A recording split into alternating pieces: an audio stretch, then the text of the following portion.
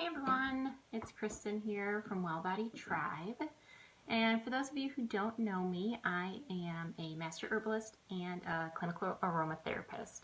And today I want to talk to you guys about adaptogens. And I have a little confession to make. So I see this particular herb and its classification misrepresented a lot online. And I have a little bit of a pet peeve when I see like herbs and essential oils being misrepresented in terms of what they are and are not capable of doing.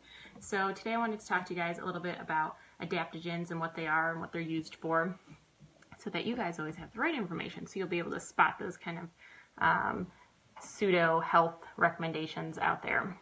So adaptogens are botanicals that help our body face or adapt to challenges and changes our bodies meet on a regular basis, which is like stress. So these herbs can help us get over the hump when we're dealing with stressful scenarios in our lives and help us achieve some internal balance.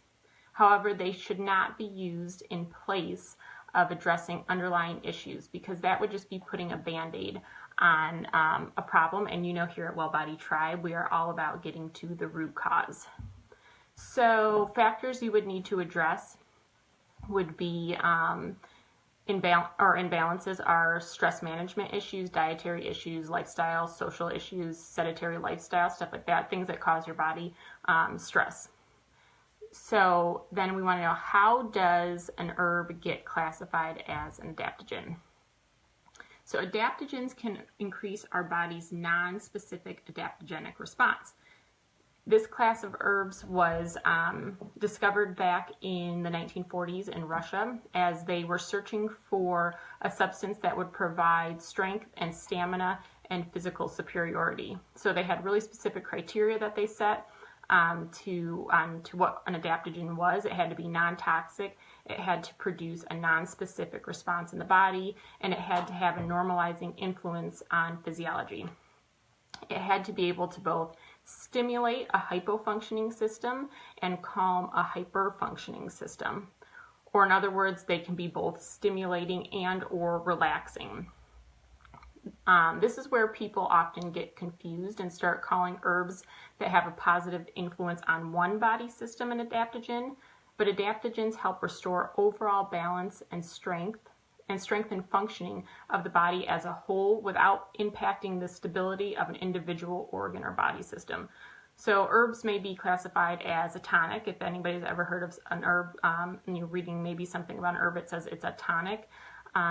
These are nutritive herbs that can be taken to help strengthen a system without harmful side effects, but they're not necessarily adaptogens. So a lot of times you'll see a tonic promoted as an adaptogen. They'll say like it's a endocrine adaptogen, or it's an immune adaptogen, or they'll use a specific system in front of the word adaptogen, but those aren't necessarily true adaptogens because they're just working on one specific system.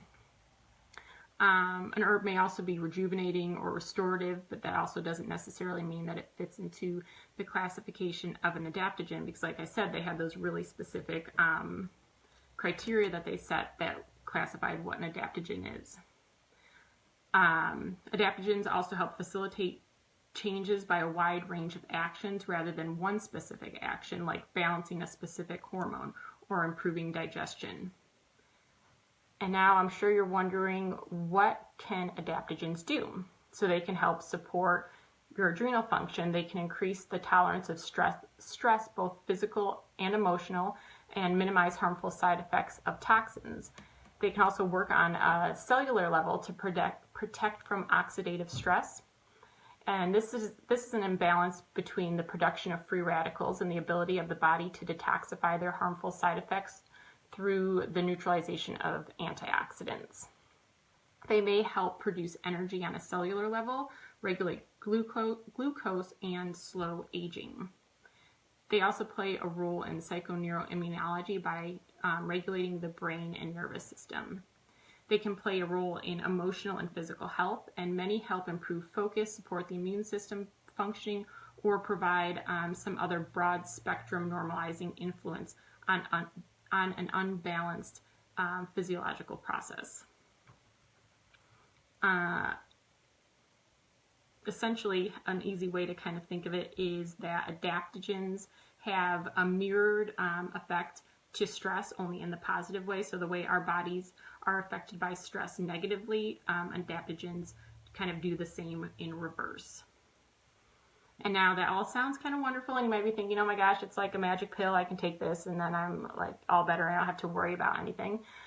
But our bodies are not meant to live under that constant exposure to stress. So while I said this class of herb can help you kind of break that cycle if you're going through something situational or you're in a particularly stressful time in your life, then it can help break the cycle and get you over that hump. But it's not possible to continue doing the same things that you've been doing to get yourself into this situation of chronic stress and expect a supplement to just fix everything.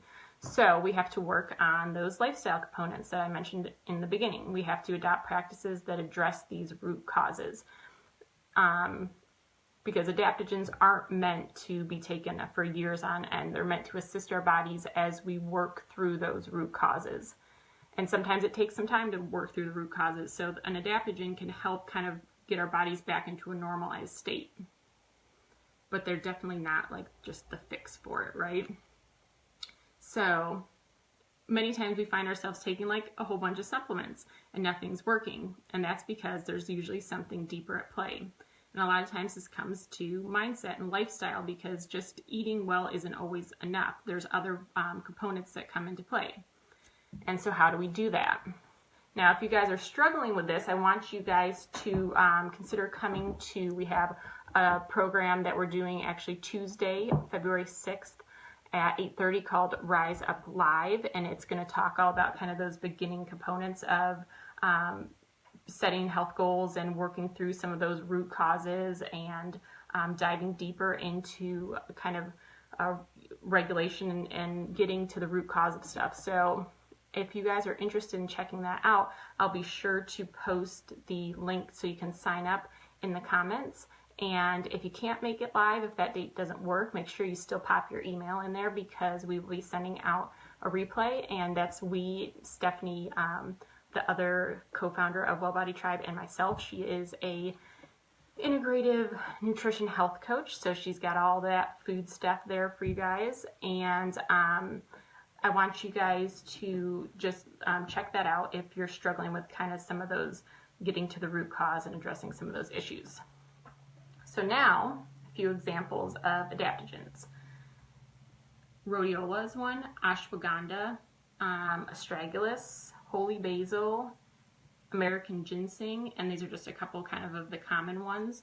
If anybody's heard of those, put a thumbs up in the comment box, or if there's an adaptogen that you like, go ahead and post your favorite adaptogen in the comment box. I'd love to hear what you guys are using for adaptogens, or if you've never heard of adaptogens, let me know that too. And then also anybody who wants to know about any other type of class of herbs or essential oils or a specific herb, you can pop those in the comments and let me know, and I'll do a future video on those. And I hope to see you guys at Rise Up Live, and I will talk to you soon.